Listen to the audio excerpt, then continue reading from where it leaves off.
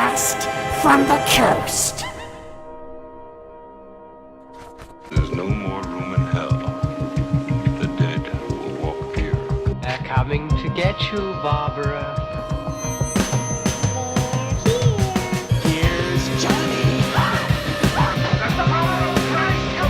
She just goes a little mad sometimes. We all go a little mad sometimes. This 6-year-old child with this blank, pale, emotionless face, the blackest eyes, the devil's eyes.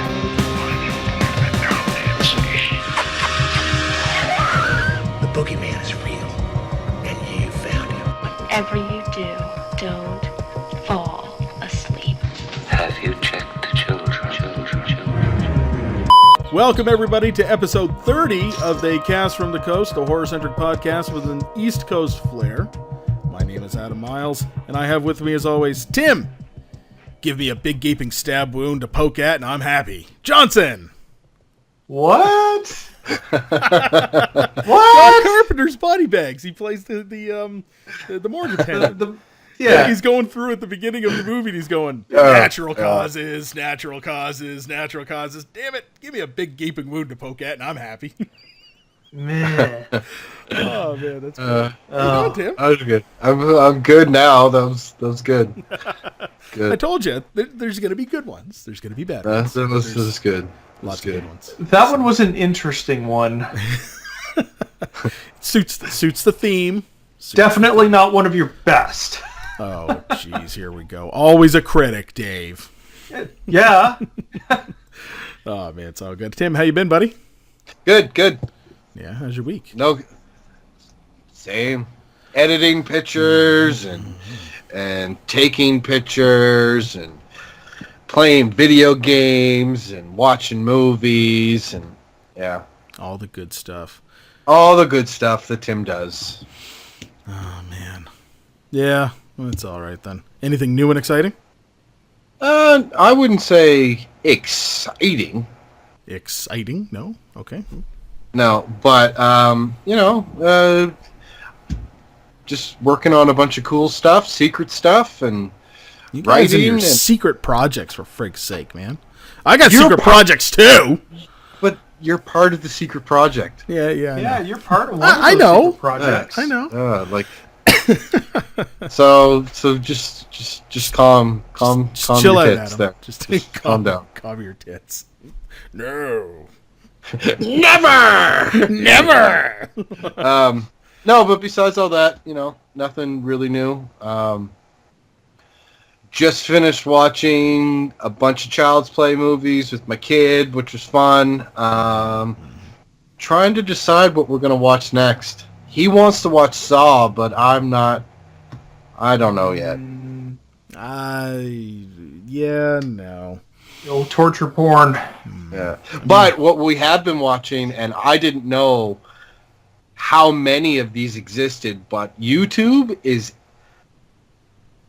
there's a plethora of short horror films that are actually really, really good. Yeah, there are. Have you been watching the Neil Blomkamp ones? Oh, yeah. Yeah. How many of those are out now? Because he just released a new one like today or something, wasn't it? There's 3 now? 3 now. So there's Zygote is the one that got released today, I think. Yeah, the one the other week was the one with Sigourney Weaver in it. Yeah, that's the one I saw. That's the one you saw. And then there was the first one. Yeah, there's like 3 that was released or something like that. So the second one was the Vietnam one. It was in Firebase. Yeah, something like that. I haven't actually watched them yet because I'm kind of saving up a little bit of time. Just like what I did with Witching Hour films. I love their stuff. I'm still watching their stuff whenever I can. I just watched one yesterday. It was the daughter. She had a broken leg, and it was Halloween night. Yeah, and that was like that was the most recent one. That was the most recent one. Yeah. I really liked it. He did a really cool drone shot at the beginning. Is that the one? Yeah. Yeah, I like that. Yeah, very well done. Yeah. They got a new one coming out, and the teaser for it showed some sort of a half man, half fish creature coming out of the water onto a dock. Looked pretty damn cool. Like in the effects, it was real. It was practical effects, and it looked really good. So I can't wait to see what they do next. So you were watching horror movies. There's a plethora of them. Yeah. A plethora of short horror movies, yeah. Which has been a lot of fun because, I mean, you know, we can watch, I don't know, a bunch of them in an hour, because a lot of the ones that I've been watching have been, like, between the 2.5 minute to, 11-minute range, so you can watch a bunch of them, and, yeah, that's what we've been doing. Kind of the ones that are on par with the ones that eventually get picked up and they make full feature films out of the damn things, like Lights Out and stuff like that, right? All conceptuals. So that's good. No, and it's inspiring me with my secret projects. Nice. It's always good to hear. Yeah, so I wanna throw my 2 cents into the YouTube horror short film community. Oh, that'll be fun. That'll be fun indeed. And I mean, there's so many little things on the go. I mean, I shared with you guys recently that little series project that I got planned out. And I haven't had a chance to do much more with it, but I'm telling you, man, it's still stuck in my head that it would work well. So, there's good opportunity there. And and hopefully we can present some of this stuff to our listeners and viewers. Sometime very soon, nonetheless. So, it's good, man. It's good. So, I guess we're going to go around the table because we don't know. I'm done. You're done. You're done. That's fine. Tim, I'm just assuming. assuming. It's fine. I'm done. I'm just assuming you're done now. Yeah. But I am done. But we're going to go around the table to Mr. Big White Fluffy Headphones himself. David Miles. Fluffy. They're fluffy now, man. Me? They've just gone from Big White Headphones to Big White Fluffy Headphones. Because now you're a man. How you doing, Dave? Yeah, I'm doing good. Yeah. Doing good. Yeah. Okay. Yep. He's just, yep. All right. He doesn't really have much to say, ladies and gentlemen. So I don't know. I can't say anything because all my projects right now are super secret, top secret. Super secret, top and secret. And I've put myself on double secret probation because of it. So, yeah. Double secret probation. Double secret probation. Double secret probation. That's good. Good reference, Dave. Good reference. Yeah, I've seriously, this week has been kind of a crazy week. I haven't had a chance really to catch anything new. I'm kind of getting ramped up here for Game of Thrones premiering this weekend. HBO had a special on last night. Hopefully I'll get a chance to watch it maybe after we're done the podcast tonight, which is the story so far, the lead up to the latest season 7 of Game of Thrones. But other than that, I've actually been doing a lot of writing. I've actually felt pretty good this week. I've been doing a lot of writing, more than what I have probably in the past 6 months. Over the last couple of weeks, it's been a lot of writing for me, which it makes me feel great. Just some of these projects, I can't wait until we can start talking about them a little bit. But I think we need to get a little bit further along before we start announcing some of this stuff. But it's going to be good. It's it's super exciting. So yeah, it's awesome. Good. So yeah, just kind of flying under the radar this week, and yeah, not much going on. Kind of boring this week. Sorry, guys. Yeah, we forgive you. But there's something so exciting that's going on tonight as we finish up our retrospect on John Carpenter. I think we mainly just want to get into talking to him. Or talking about him. I wish we were talking to John Carpenter. I wish we were talking to John Carpenter. Oh, wait a minute. John Carpenter, if you're listening, we'd love to talk to you. And I know you are listening because, you're a fan, obviously, right? Yeah, you love They Cast from the Coast. You love They Cast from the Coast. So, that being said as well, I just have a couple things that I want to mention here, by the way. I mean, how's my week gone? It's been great. I got to give a good shout out to Jason Mayer of Everlasting Ink Tattoo. He just inked me up there yesterday. And it's pretty slick. I love it. I got...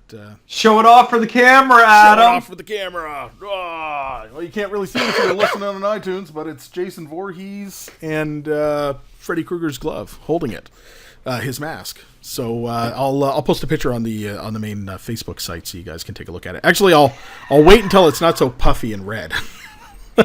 Oh, thank you. Thank you. Yeah, because it was like I showed the picture to a couple people yesterday, and they were like, "It looks a little distorted," and I'm like, "Yeah, it's because it's swollen a little bit. That's what happens when you get a tattoo." So I'll wait until it settles down a little bit, probably in a day. And I'll post another picture. So, but big shout out to Jason. That was great stuff, and I can't wait. It's going to be a full arm.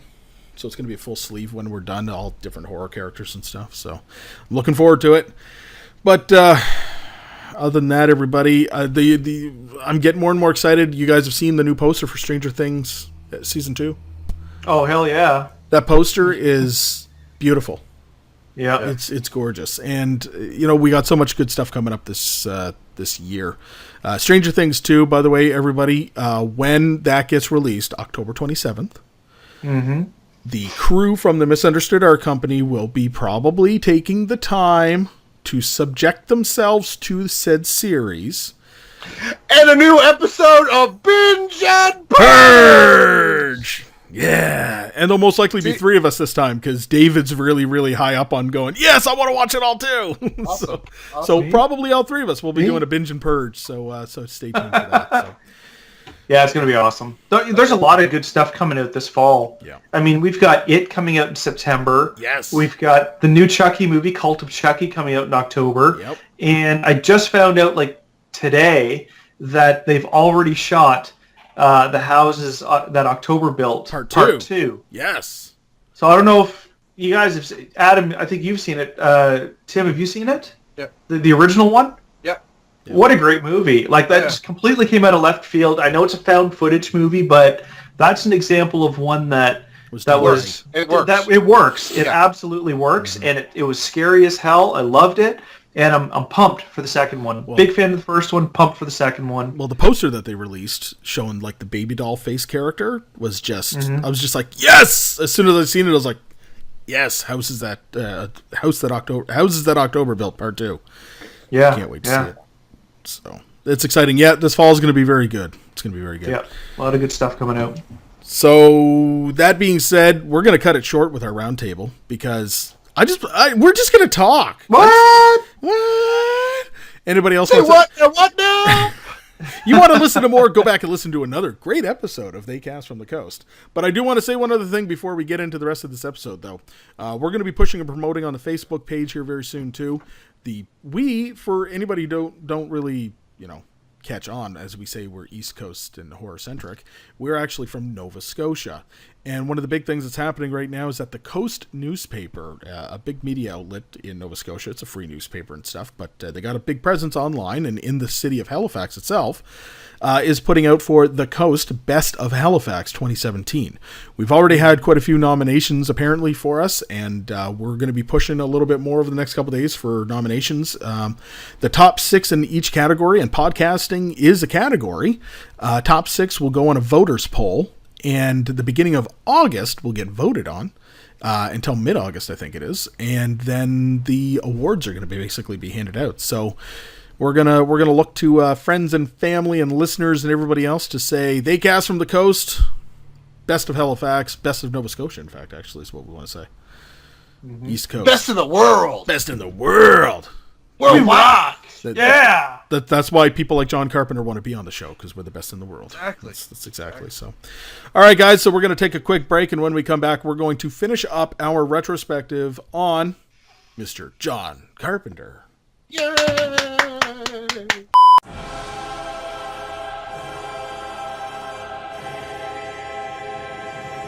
Greetings from Tromaville. I'm Lloyd Kaufman, president of Troma Entertainment and creator of The Toxic Avenger. You know, folks, when we're not making those great movies like Tromeo and Juliet and Return to Nukamai, a.k.a. Volume 2, the Troma team and I like to kick back and listen to They Cast from the Coast. They Cast from the Coast is really the best entertainment, the best education, and the best emotional liberation that Lloyd Kaufman can possibly experience. Thank you. Two masters of horror. John Carpenter, director of Halloween, The Fog, Christine, and Memoirs of an Invisible Man. And Toby Hooper, director of Poltergeist and Texas Chainsaw Massacre. Together, they bring you a frightening new tale of horror. Here we are. Body bag. Where in the hell did this hat come from? Nightmares of monstrous evil. He cut him up. You see? I have his eye, you know. John Carpenter takes you on a terrifying journey. I have to finish digging your grave. Into the darkness of the human soul. What's happening to me? 99. Robert Carradine, Mark Hamill, Deborah Harry, Stacy Keach, David Norton, David Warner, Twiggy, Sheena Easton, featuring cameos by top horror film directors. Wes Craven of Nightmare on Elm Street, Sam Raimi of Evil Dead, Roger Corman of The Little Shop of Horrors, John Carpenter, and Toby Hooper. Body bags. Welcome back, everybody. We're going to continue our discussion here on John Carpenter. Ooh, take a breath for a moment here, because this is just amazing what we're going to get into. But unfortunately, we do have to talk about one of the movies that, well, okay, if there was ever a bit of a low point, I know that this movie is very much so revered. A lot of people love this movie. I can't get behind it. I've watched it like once, maybe twice, and it's not a movie that I revisit or want to or really... But it has nothing to do with, I mean, John Carpenter, Jeff Bridges, Karen Allen. It's all-star in my opinion, but it's just, I don't know, maybe it's the script and the movie itself. Starman. Like... But you know what? If you haven't seen it, see it. Yeah. It's not a bad movie, but it's not one of those other movies on this. It's not like right there with Halloween. It's like down here more. Like it's not even in the camera. Oh, okay, yeah. Right. It was okay. I mean, but like you, Adam, I haven't seen it in years. Yeah. And I've only seen it the once. I mean, maybe I'll revisit one of these days just to say that I did it again. You know, as an adult, I've re-seen the movie again, you know, and wrap my head around it. But Dave, do you have any thoughts on Starman? Or are you just going to sit there staring blankly? Starman. My only comment is, I think I saw it back in 1984 when it first came out. In fact, during the break, I actually forgot that John Carpenter directed it. So, moving on. It exists. However... But the next movie, though! Starman led us on a wonderful journey beyond to the next level in John Carpenter's career. One of my utmost favorite action and comedy movies of all time. Tim, I know. Tim, what is it? Big Trouble in Little China!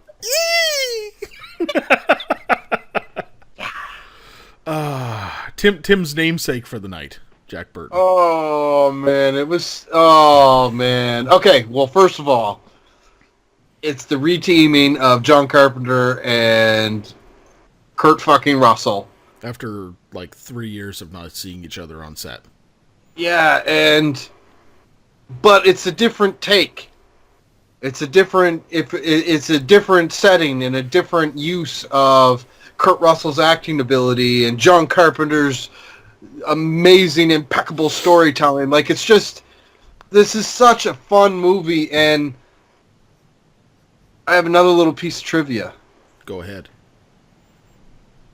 Okay, now, I actually talked about this at some point in some video on our channel.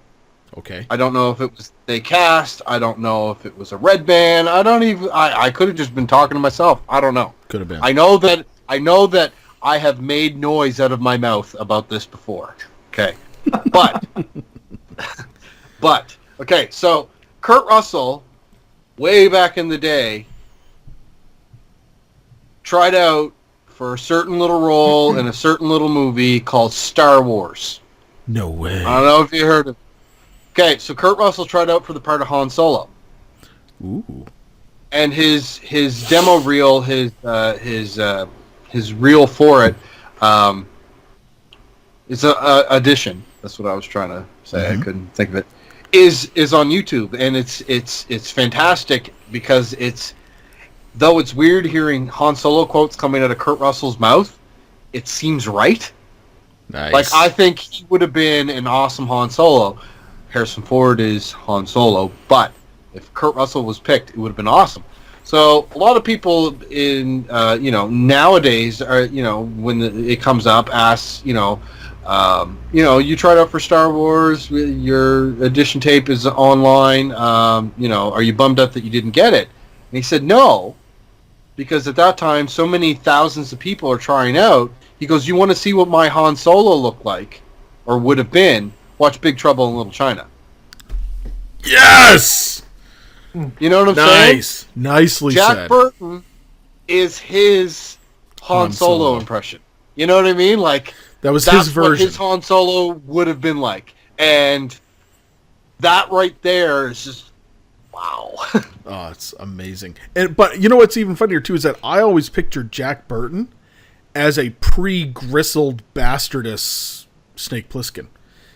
Yeah, before the shit hit the fan. It's like you go from and eat your sandwich, telling little anecdotes over the radio. Yeah. Yeah, exactly. What happened to you, Jack? Well, because I can see that. Yes, Yeah. because Jack is an intelligent guy and he knows a little bit about everything, right? He's got. I can see that. I can see Snake Plissken being a futuristic, disgruntled, battle-worn Jack Burton. I can see that. I could see that evolution. Yeah. Absolutely. Jack Burton's awesome. Again, another iconic character created by John Carpenter. I mean, here we are, 30 years later, still talking about this character and being one of our favorite cinematic characters. It says something, right? I mean, the guy's a genius, you know what I mean, as far as movie making, writing, directing. I mean, he wrote the script, directed the movie, scored the movie. It's his creation, and he's got just so many of these memorable characters that he's created. I don't know. A John Carpenter movie, as much as we fanboy about John Carpenter movies and about how such a great director he is and writer and composer, and Adam's going, yay!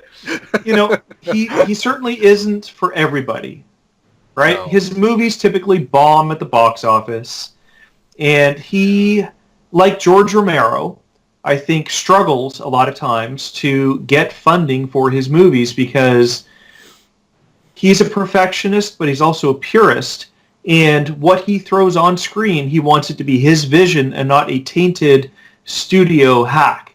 Yeah. So if he can't make the movie his way, he's not going to do it. No. And that's like George Romero. And what it boils down to is, yes, these guys have made some studio movies. Unfortunately, you have to, right? You need a paycheck. But they don't do as much as some of the other names out there because they have a vision, and it's that vision that they want to put on the screen. And we don't see them as much as what we'd like. No, I 100% agree. 100% agree. It's just John Carpenter is, for anybody who's a true fan of cinema and action and horror, he is perfect, pretty much. Like, the man is a genius. He writes and directs and, oh, man, I mean, we've already talked about that. I said, he's underappreciated. He is. Absolutely. He's underappreciated. And the thing is like, he has his cult following. He's got 3 of his cult members right here. Woo!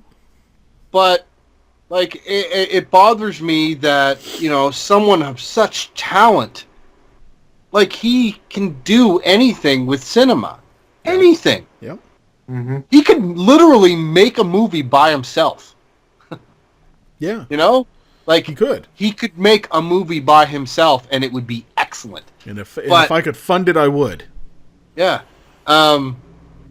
He just, I don't know, like, and the thing that really bothers me, and I know I'm kind of jumping the gun a little bit with the list, is that with him being executive producer on Halloween, and I'm hoping that it's him kind of, sticking his foot in the water a little bit, testing the waters.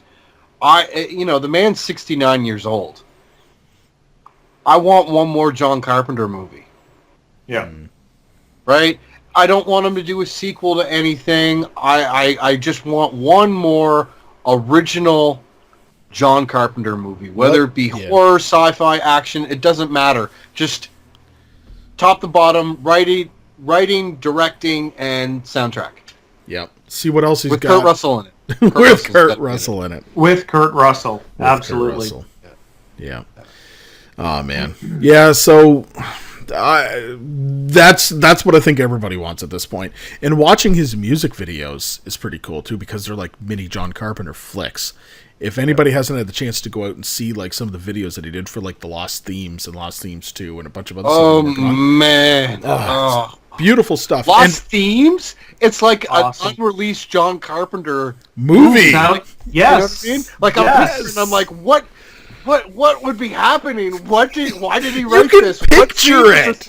Yeah. It's so good. The opening song on Lost Themes 1, Vortex, my absolute favorite. And I picture Snake Plissken. Yes. Right. So it's like done. It kicks. It's like so good. Escape from New York Part 3. Like it has to happen, and that needs to be the opening theme song as the credits are going. And the camera's panning over a landscape, and it's like, yeah. It's meant to be. Like it has to happen. That'd be amazing. Oh man, so further iconicity with all of this. It's beautiful stuff. He had a couple of other he had a couple of unappreciated or underappreciated movies that followed that up. One of them being The Prince of Darkness. Yeah. Me and David talked about this there not that long ago when we were driving one day, and I told him flat out, I said, I haven't seen this movie in so long. I don't really remember a lot of it, but it's got some extremely iconic visuals, stuff that I remember when I'm flipping through Fangoria when I was young. You know what I mean? And it's always on people's lists of underappreciated movies from the 80s, and it's a John Carpenter movie first and foremost because if I believe, written and directed, right? Mm-hmm. Donald Pleasance, Victor Wong. Ooh. Dennis Dunn, like those three people right there were in other John Carpenter movies. That's what I'm saying. Like he has a certain set of paints that he keeps using. Yeah. Right? I gotta go back and revisit this one. This is one of the ones that I keep promising myself. I'm gonna sit down one night and I'm gonna watch it again as an adult, like I said, and see what everybody loves about this movie, because this is one of those ones you bring it up to a group of horror fans, and out of 10 people, 4 of them say, yeah, I like that movie.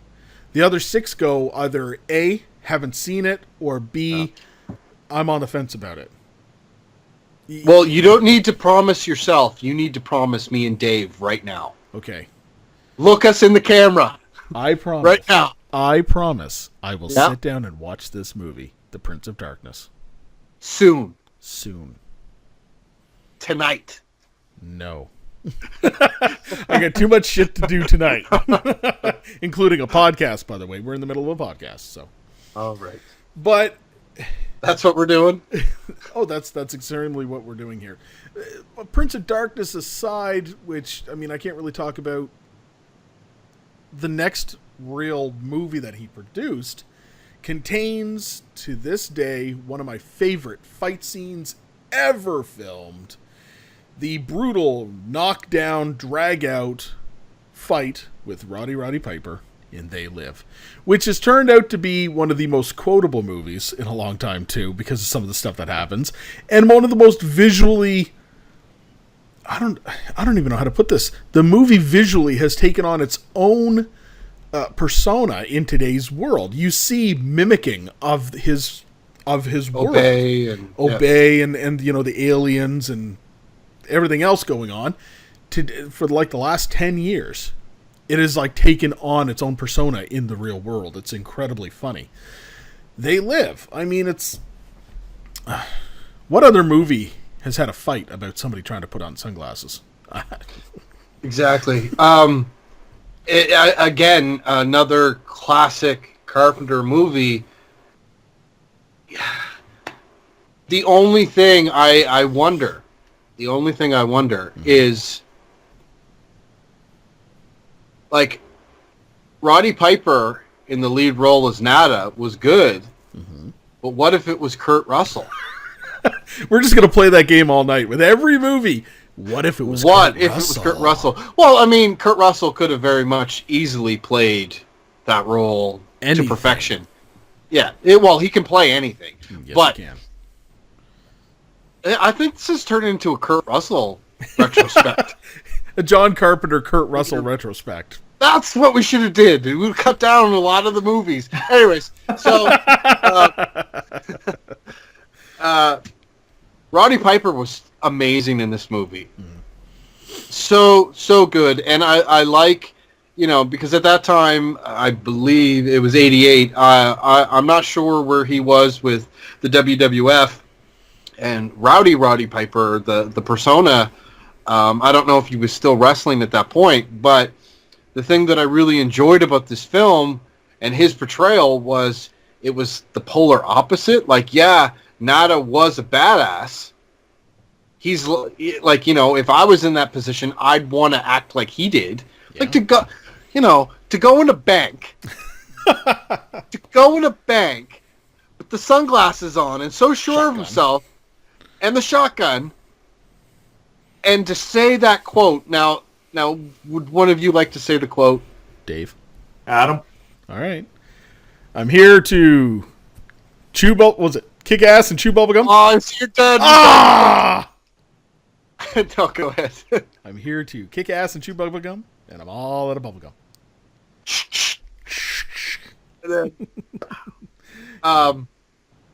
I just this movie's awesome. It has come out that it is somewhat of a social commentary on. Really? Oh yeah. I don't know I did not know if you knew that, but with that being said, the message that was behind that movie back in 1988 is still relevant now. Mm-hmm. Like John Carpenter said in recent interviews when speaking of They Live, they still live.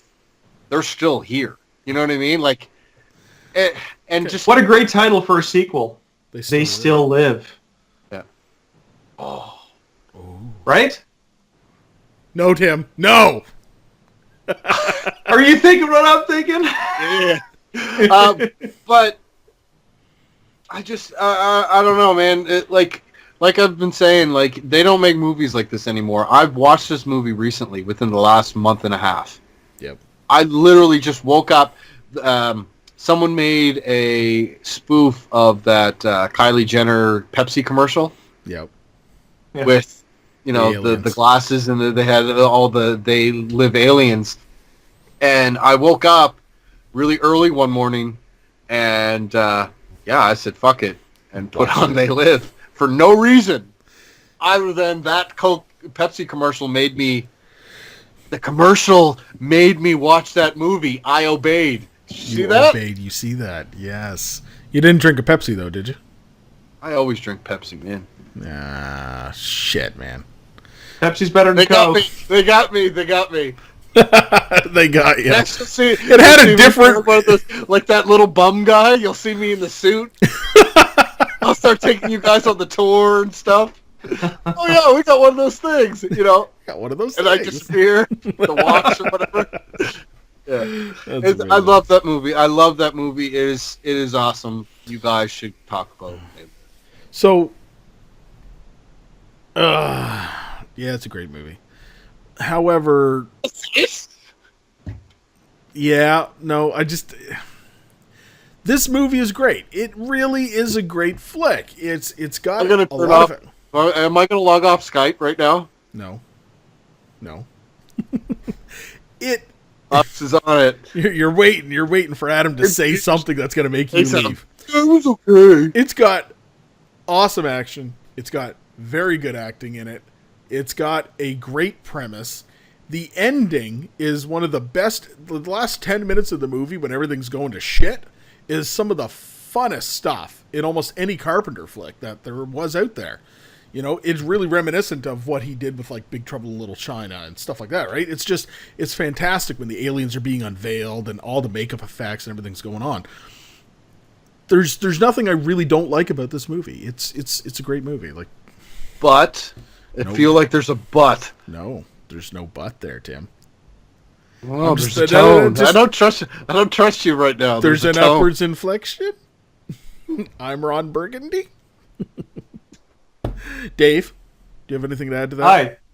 Do you have anything to add? They Live, there's not a whole lot more to say about it. It's a fantastic movie. But? No, there's no but. I find They Live a difficult movie to place in a specific genre. Officially, it's classified as a sci-fi movie, but it's light on sci-fi. It's only sci-fi because it's aliens, but it's not a typical sci-fi movie, if that makes any sense whatsoever. It's not a full out-and-out action movie either. No. It's like every movie. It's everything kind of... Yeah, because it's got horror elements in there. It's got... Yeah. And I think... Obviously, it's a cult film. It has gained a cult status over time. Of course, I watched it back in the day because it was John Carpenter, and I was a big wrestling fan back in the day, and it was Roddy Piper was in a movie, and that was just awesome for me. And you know what? It was an awesome movie. I used to watch it all the time. So it's a fantastic movie, but it's very difficult to put it in a single genre. And I can see where it's probably not as popular outside of cult status as what it should be. Yeah. We're seeing it a little bit more nowadays because of the whole Trump era that we're in, with the whole obey and the social commentary aspect of it. It's funny you mentioned that, Tim, because yes, I mean, there's lots of memes on the internet now, and you know, people are probably laughing at it going, ha ha ha, but they have no frigging clue where that meme came from, right? Little do they know it's John Carpenter's They Live. So it's nice to see it surface today as part of social commentary. Anyway, I have no idea where I'm going with that, so I'm done. Okay, well, that just means that we're going to have to move on to a very underappreciated flick with John Carpenter. It's even under. It's like underappreciated, and then it's under that. I'm going to skip something, and I'm going to go straight to this one. Because this is actually a favorite of mine. This was a movie that came out... You can't do that. I'm going to skip it. You can't skip it. Fine. Okay, fine. You didn't skip Starman. Okay, fine. Let's talk about Memoirs of an Invisible Man for a second. We've just talked about it. I've never seen it. But it's been mentioned. It has been mentioned. Moving on. It took a bunch of people to make that movie. Let's give them their due. You know what I'm saying? Thank you, Tim. Body Bags. A movie that was released in the 90s when anthology films were kicking off quite a bit. You had like Tales from the Hood, and you had this TV series, the anthology TV series Tales from the Crypt. And you had all kinds of stuff that was out there. Body Bags comes out, and here we have a John Carpenter directed and written anthology movie starring the man himself in an absolutely fantastic and funny role where he basically played the coroner. The coroner, the guy running in the morgue here, right? And he looks like I don't think they put any makeup on him. I think that was straight off the bat. He just got the wardrobe on because he looks like that guy now. I know. That's terribly funny, but yes. And I love you, John Carpenter. I'm only teasing. Don't take it out on these two. I'm so sorry. He is sorry. But this movie was fantastic for its time. It was, once again, this is one of those ones that fell through the cracks because there was a ton of other movies like it at the time. We just finished rounding out with, like Creepshow movies and like I said, the Tales from the Crypt TV series and all this stuff. It was out there. Almost a lot of people would almost assume that it was just another cash grab because it was cashing in on anthology. But in reality, what it comes down to is this was a bunch of shorter stories that would never have made full stories or films themselves, all written by Carpenter, tossed out into one movie. Yeah. And for anybody who's not seen this, just to see John Carpenter in the wraparound segment introducing everything as this coroner character, it's more than worth your time. You have to. But I mean, even when you get past that, the cast. Oh man! Like I'm looking at I you know. Yeah. Oh, Sam Raimi was in it. Yeah, Sam Raimi, Wes Craven, Tom Arnold, Tobe Hooper. Yeah. Oh man. Who else? Stacy Keach, Robert Carradine, Mark Hamill, Debbie Harry. He basically like called everybody that he knew, plus they called everybody that they knew. Wow, Roger Corman's in it. Roger Corman. Wow, I didn't even remember. I don't even remember him in it. Dr. Bergman, The Eye. It's just incredible. And like I said, the segments are fun. And oh man, I what did Hamill play in that again? What was his character again? It was Mark Hamill was the guy that Brent Matthews. He was in the car accident and he had to get the eye replacement. Yes. Yes. Yeah. And he started seeing the weird shit, and I remember not liking it as a kid. Luke Skywalker, doesn't do that. Because this was before it was like well known that he was the voice of the Joker. Oh yes. Right? Because I mean, the Joker he did a year before, in '92, on the animated series, but this was '93. Greg Nicotero's in it. Jeez, that's awesome.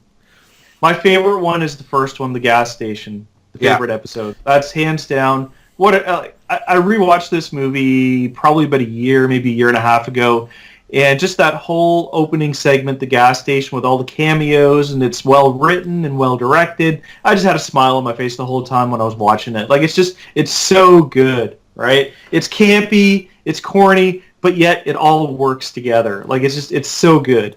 Well, the one with the hair with Stacy Keach and then the Mark Hamill with the eye, they were okay, but the gas station one, I could just sit there and watch that over and over. Yeah, it was awesome. Well, you had Dave Naughton in the gas station one too. I just forgot about him. I mean, he was from American Werewolf in London.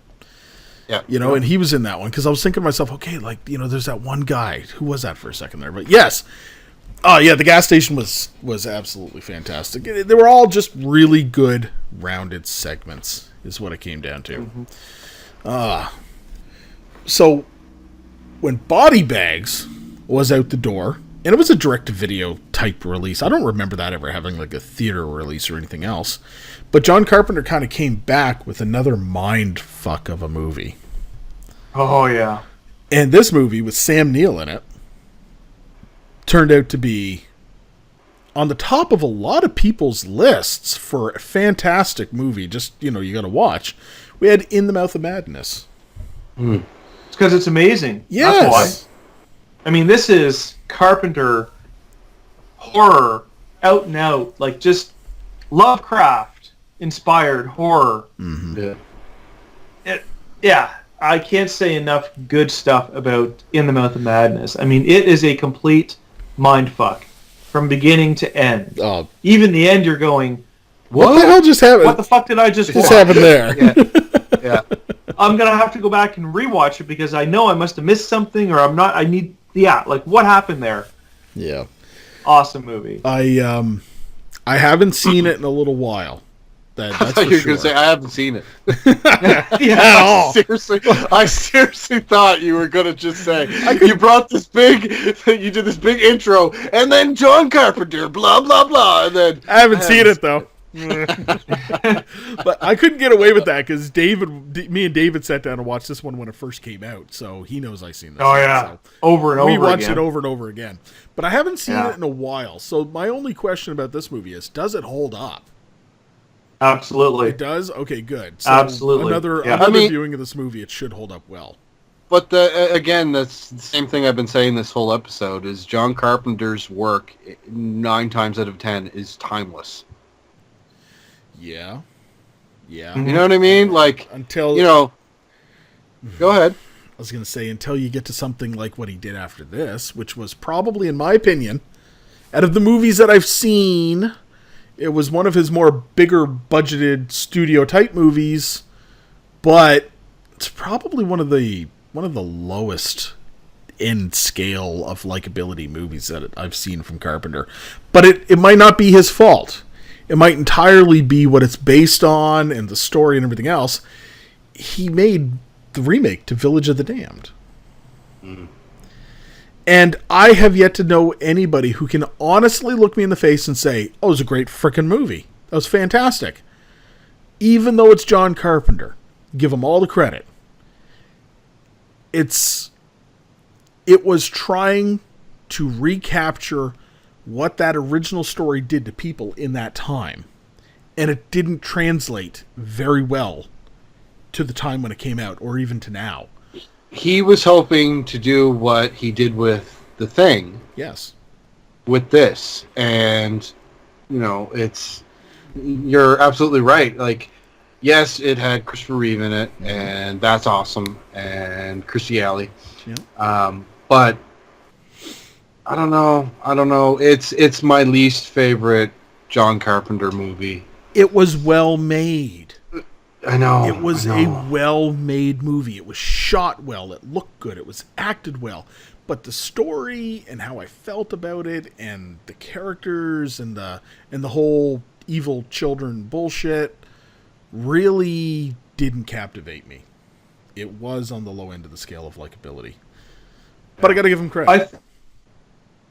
I think little it was blonde-haired devils. I think it was a well-done movie. The problem is that it wasn't a well-done John Carpenter movie. Yeah. Right? Good call. I mean, good call. You go into it expecting John a certain Carpenter bar, you know what I mean? Like, it's John Carpenter, but it kind of came in around here instead of up here. Wasn't a bad movie, but I went into it expecting a John Carpenter movie, and it didn't feel too much like a John Carpenter movie. We got to talk about, once again, the resurgence, the revisitation of one of the most iconic characters in the John Carpenter universe. And that is when we have the return of Mr. Snake Plissken, Escape from L.A. This movie... Not the most loved. Okay. I love it. I like it. I like it a lot. Love is going to be a harsh word for me to put on that one. Come on, man! That basketball scene was pure Russell. Okay, yes, the basketball scene was great. Special effects. That was Kurt Russell. It was great, but see, Escape from LA came out at a time when CGI was really just everything was being drowned in CGI. And it was almost like, we have a new technology. Let's just put it in everything. You know what I mean? Yeah. And it wasn't that good. It wasn't that good, and it kind of drowned things out quite a bit. So it had its downfalls. Now, was it a good movie? Yes, I love the storyline about it. I loved, Kurt Russell returning as Snake Plissken. I love the extra characters that they put into there, like what Pam Grier was in the movie, and Bruce Campbell had his wonderful little situation in the movie. And I like a lot about the movie and what it did and accomplished. However, there were certain things that did kind of take away from it. That being said, it was still a wonderful movie, and it did give us more Snake Plissken. Yes. Mm-hmm. What else do you want? It gave us more Snake Plissken. And yes, the basketball scene was just amazing. The basketball scene was amazing. Steve Buscemi, Map of the Stars Eddie. Eddie. Peter Fonda as the surf guy. Oh, yeah. It was awesome. But Cliff Robertson as the president, in my opinion, gives a very Donald Trump vibe. Does he? Yeah, I watched it recently, and he's like standing in front of a wall and talking about making a wall, and like it's almost like Carpenter kind of peeked into the future back in '96, right? Like it just, I don't know. Again, it just feels like he's making movies in the past that are somewhat relevant today. Yes, it is not the best John Carpenter movie out there, but oh man, it's better than a lot of other movies I see made nowadays. I just personally feel if this movie would have been made and they would have done the effects the way that they had done the effects in Escape from New York, it would have been an entirely different movie. look and feel all around, it would have felt like a continuation of the first one. And that was just it. I remember when this one came out, I was dying to see this one in theater. Me and David went to go see it in theater. And I remember just a moment. I think we were like, there was a whole bunch of people there. But I remember when he comes on, and he's like in the shackles and stuff like this, and me and David were like, yeah, it's Snake Plissken, right? Because it's like right off the bat, there he is, right? And I don't recall there being that much love from the rest of the audience. Almost as if these people were just there for an action movie, not really. Yeah, probably had no idea what they were watching. Yeah. They didn't realize they were watching a legend be reborn on the screen. I think, and you bring up a good point, Adam, I think that they waited too long to make this sequel. I think if this would have been made right after, say, They Live, this movie would have been a lot better. Like, if it would have been made in the 80s or even very early 90s, like 1990, this movie, you guys said it. The overuse of very early CG was not the best, right? But again, this movie has a lot of redeeming qualities. First and foremost, Kurt fucking Russell. That redeems any movie. Come on now. Redeems this movie. The fact that he's playing Snake Plissken again on another adventure. Is it the same basic plot as the first one? Yeah, it is. It would have been nice to see them shake it up a little bit and do something different with it.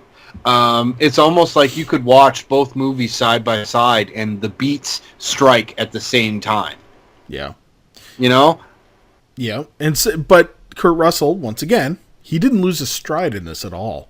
God, no. No. I mean, years later, he plays the same character. And like I said, if they would have made this movie the same way that they made the original, you could have played them back to back and would not have really told the difference that there was a different movie here. It was just a continuing storyline with the same character. Well, the thing that I found kind of interesting was he tried on the outfit in 96, like before they went to film it, and he's like, that's awesome, it still fits. You know what I mean? Right? And here it is like almost 20 years later, right? So. And he enjoyed that. Kurt frickin' Russell. So, but Escape from LA, although it had its faults, it was still a... Frickin'. Fucking? Okay. The better. There, thank you. But even though it had its faults, fantastic flick. And it is something that everybody should watch. And, I mean, start with Escape from New York, obviously, and then move on to this one. But yes, this should be watched in tandem. Obviously. But this kind of revitalized, for a lot of people, more of a mainstream John Carpenter. And I don't mean that in the fact that he was mainstream. I mean, his movies were more accessible. Yeah. At this point. And because Escape from LA did fairly well, for what it was, and it got its name out there, and everybody knew John Carpenter again all of a sudden, we were given, all but like a year and a half to 2 years later, another movie in the John Carpenter universe, which I thought was amazing when I first seen it in theaters. John Carpenter's Vampires. Starring James Woods and a whole bunch of other people. A bunch of other people showed up, too. A bunch of other people showed up, too. Who was it? We had... Daniel Baldwin.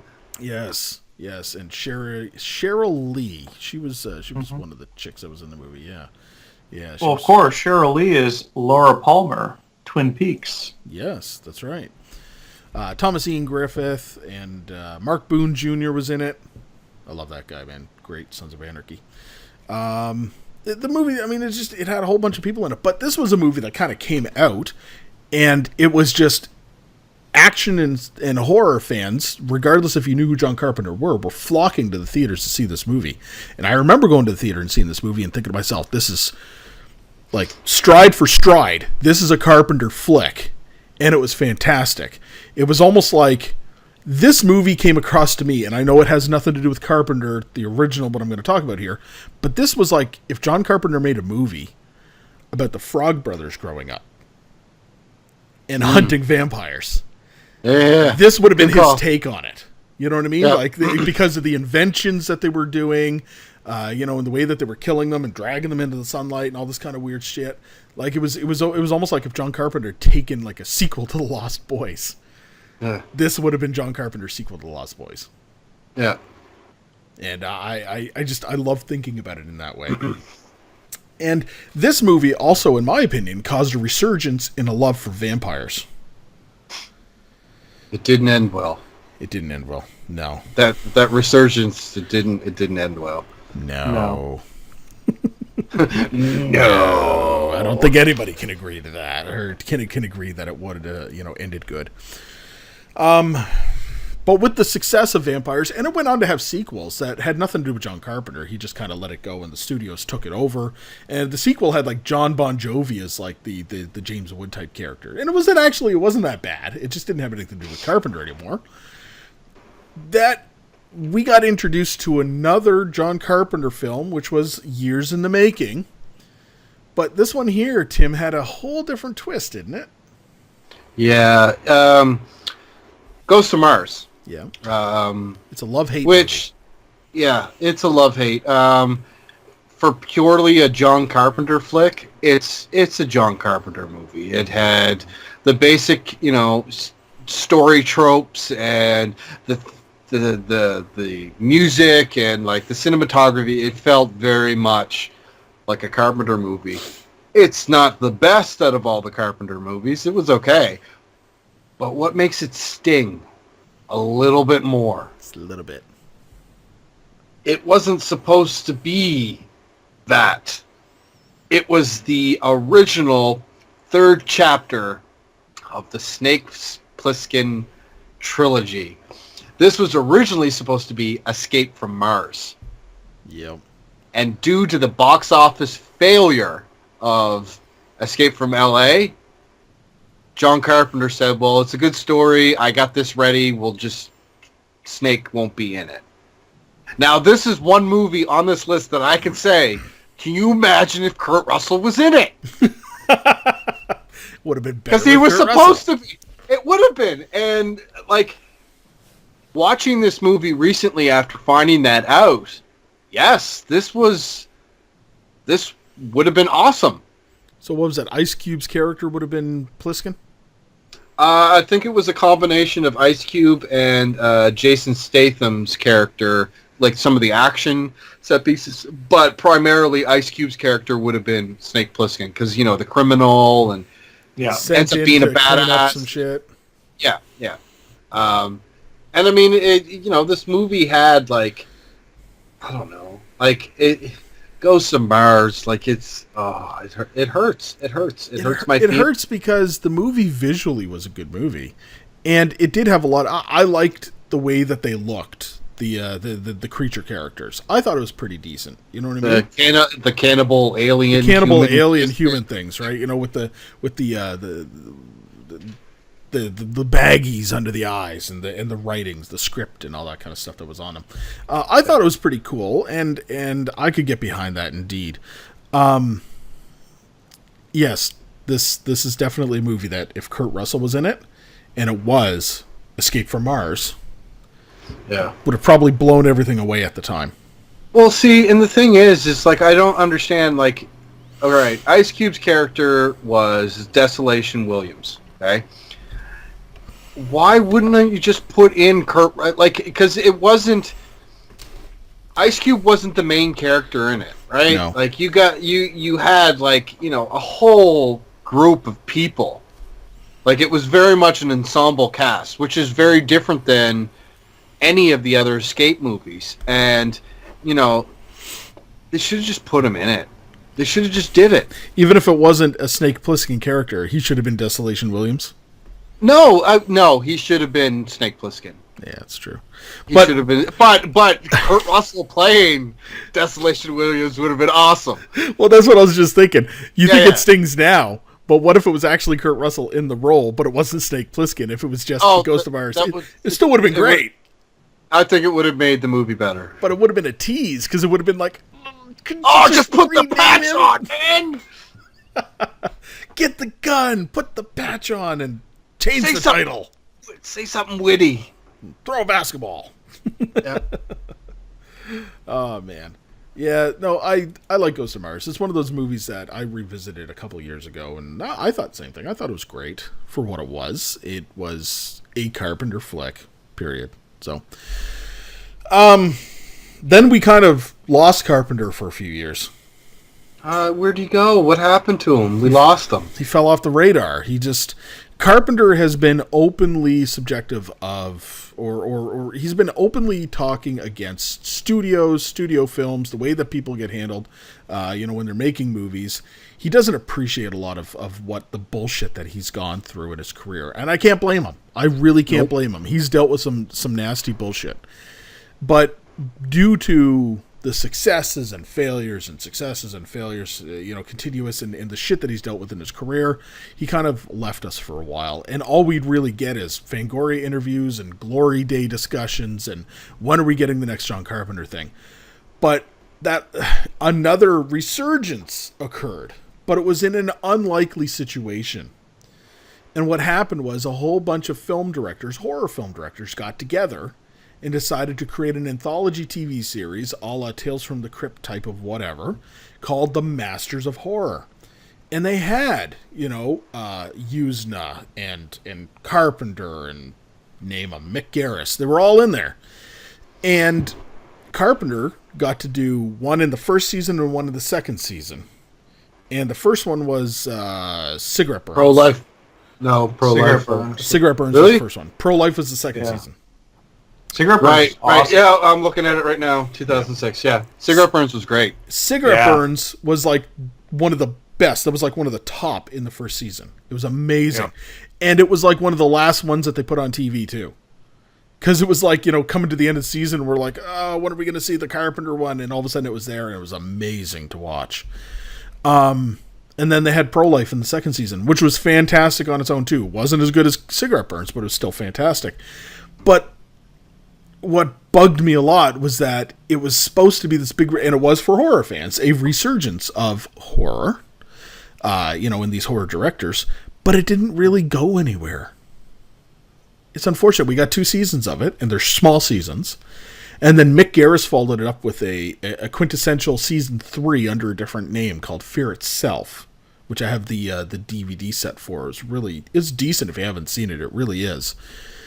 But it just went down and down and down and down until once again, gone.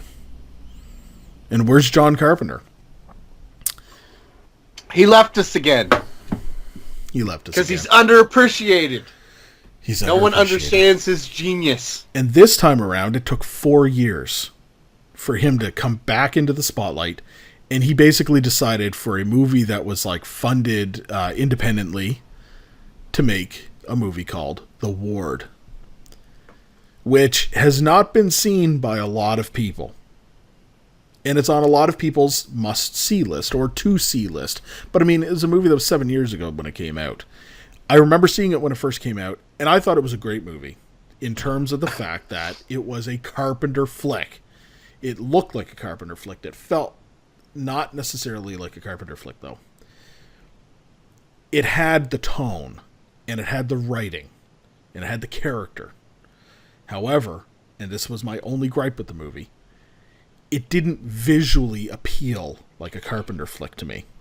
And I've said this before, and I said this to you, Tim, during one of the breaks, when I was talking about the movie, it was almost like John Carpenter didn't jump in and really give proper direction to the DP for how he wanted certain things to look and feel. It just kind of like, here's what I want, go do it.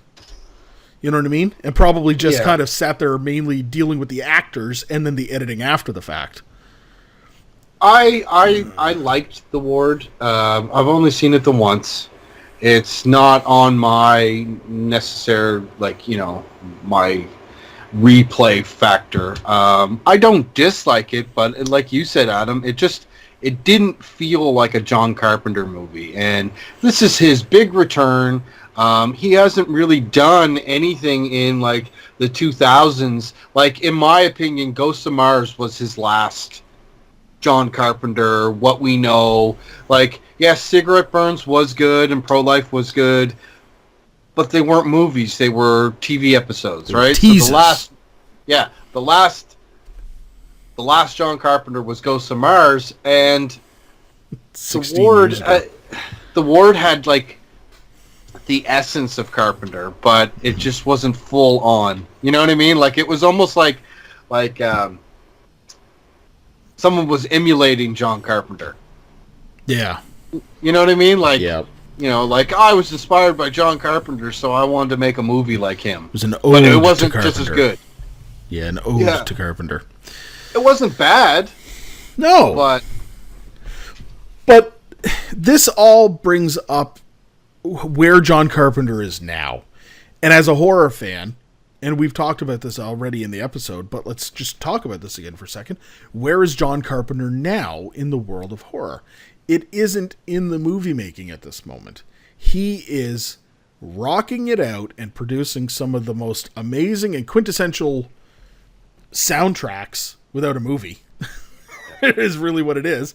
Soundtrack movie missing from the scenario. Albums that there are. This guy's synth albums are blowing the world away. He's proven that he's still got that talent to creatively blow your mind just with, the stroke of a keyboard. Yeah.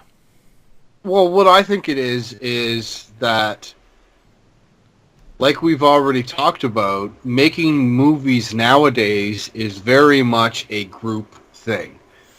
The director doesn't necessarily have final say. It's the producers and the distributing company and, this guy and that guy and this girl and, you know what I mean? And, all it takes is just one person to disagree and, it throws the whole vibe off. So John Carpenter got sick of that. No one can tell him how to make music. So he's still able to be as creative as he was artistically when he was making films, but now with a different medium, right? He's still telling stories, I guess, but with music, which he was doing anyway, but he was just adding visuals and dialogue along with it. But now, like, especially because, he's 69, it probably takes a lot less effort and a lot more freedom for him artistically and creatively to just make music. And, I think that's awesome, but I want one last John Carpenter movie. Yeah. Yeah. And I want another Carpenter flick, and his albums have really kind of brought that out. Because like we were saying, when I listen to his albums, I'm picturing a Carpenter flick. I can visualize John Carpenter making a movie that fits this song. Or this slew of songs. And David introduced me to the Lost, the Lost songs, Lost themes. The Lost themes, because I didn't actually know it was coming out. And all of a sudden, David literally messaged me one day, and he goes, "Did you hear this?" I said, "What are you talking about?" And he goes, "John Carpenter just released an album called The Lost Themes," and I sat there and I listened to it, and it just blew my frickin' mind. And then he's got number 2. I was at a record store there a couple weeks ago, and I found both of them on vinyl. And I was like, oh, I so want this. I just didn't get them at the time because now I found out that record store can get it anytime they want to. So if I didn't get it then, I'd just get it next time. Oh, just John Carpenter. I know, I want him to come back, but I'm glad that he's still... But you know what? I'm enjoying Lost Themes. I'm enjoying the new musical John Carpenter just as much as I enjoyed the director John Carpenter. John Carpenter directed a lot of great movies, and I don't want to say that the guy's had his day, but I think the industry has changed so much over the years. It's not what the John Carpenters and the George Romeros and those older filmmakers are used to, and I think they either need to reinvent themselves or, and this is going to sound kind of cruel, but pass the torch on to a newer generation. John Carpenter is reinventing himself with the music, and I think that's fantastic because it still keeps John Carpenter's name out there in the industry. You know who he is. You can still listen to him. He's still a relevant name today. We're getting new material. And look at what's happening with the Halloween movie, right? Co-written by Danny McBride, John Carpenter is a producer. The guy doesn't produce movies.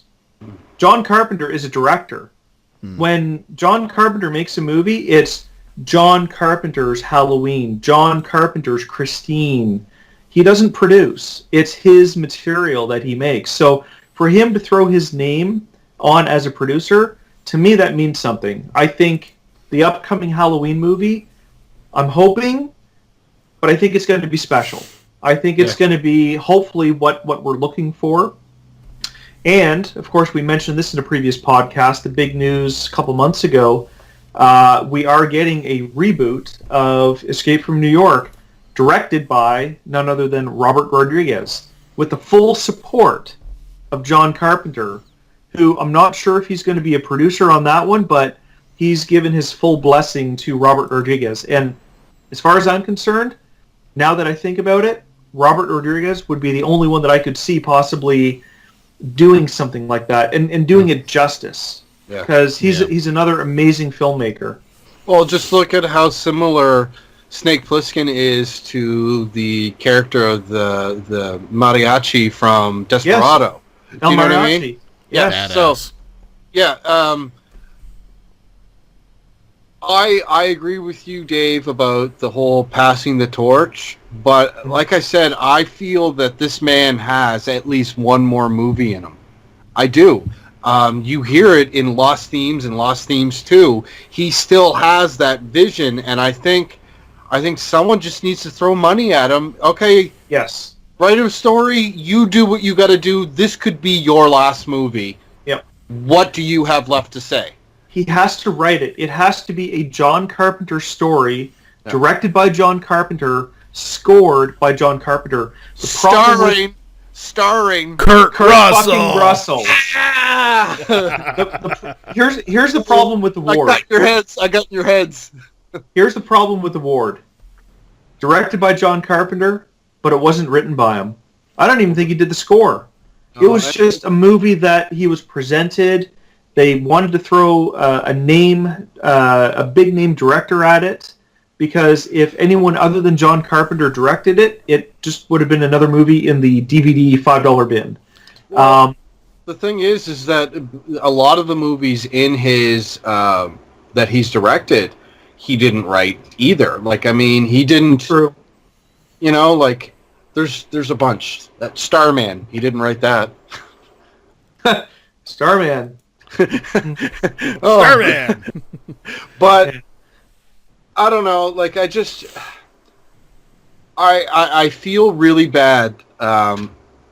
And this is a perfect segue into trivia time with Tim. Trivia time with Tim. Trivia time. Trivia time. Do you need a moment? Do you need a moment? He takes the failures of his films to heart. He does. He always has. Right? Absolutely. And the one that it was the hardest for him to get over, that it bombed or flopped, and it wasn't appreciated until after the fact, was The Thing.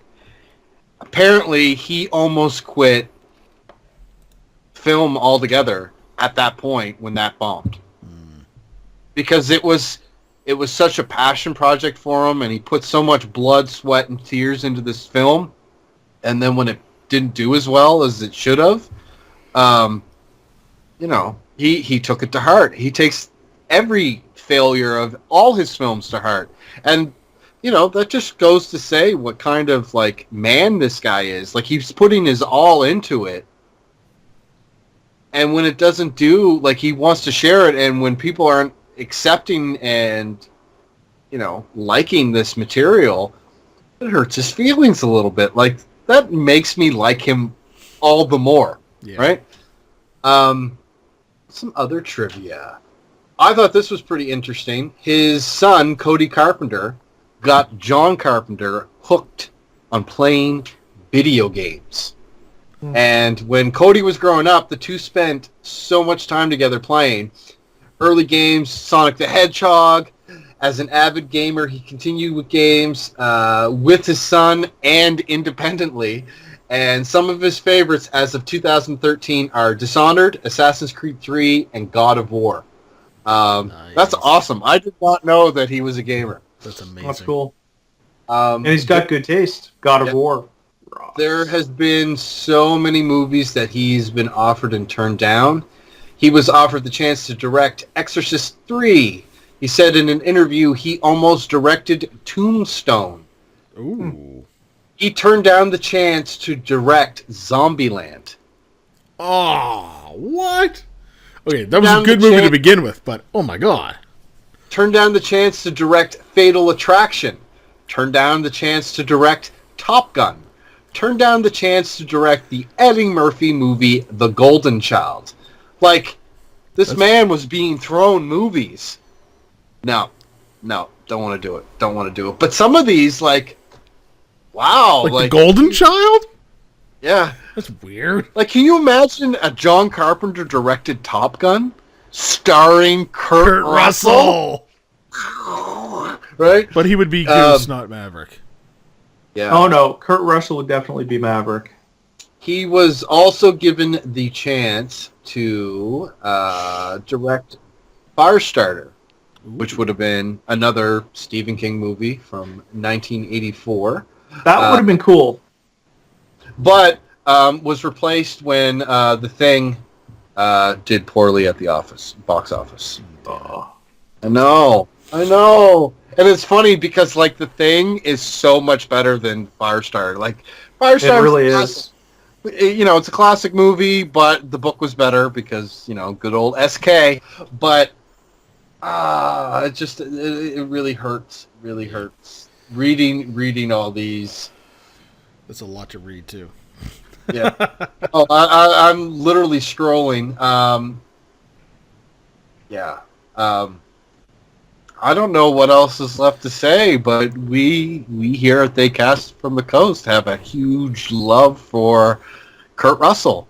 John Carpenter. That's a nice way to end the episode for sure. So, oh man. So from everybody here at They Cast from the Coast, we're gonna wrap things up here. We love John Carpenter and Kurt Russell, we would love to see at least one more movie by John Carpenter starring Kurt Russell. And there we go. That's what we need, folks, and we fully endorse that thought. So, from all of us here at They Cast from the Coast, we'll say goodnight. Dave? Good night. Oh, and one quick thing. John Carpenter, if you're listening, if you are looking for a director for the new Halloween movie, I'm your man. And these guys. Triple threat directing. Triple threat. They Cast from the Coast. We will direct your movie. There you go. Problem. Yeah, challenge accepted. We'll even let him take credit. Nice. John Carpenter's Halloween. Directed by... Yeah. That's about it. Say goodnight, Tim. Stay spooky, everybody. Staying spooky. Hey, everybody. Thanks for tuning in this week to They Cast from the Coast. We hope you enjoyed the topic and the discussion that we've had tonight.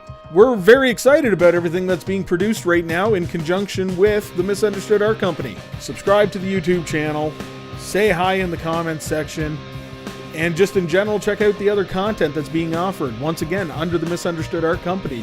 If you want to listen just to the audio portion of this show itself, we're making it available on iTunes, Google Play, and TuneIn on top of the YouTube channel itself. So, thank you very much again for your continued support.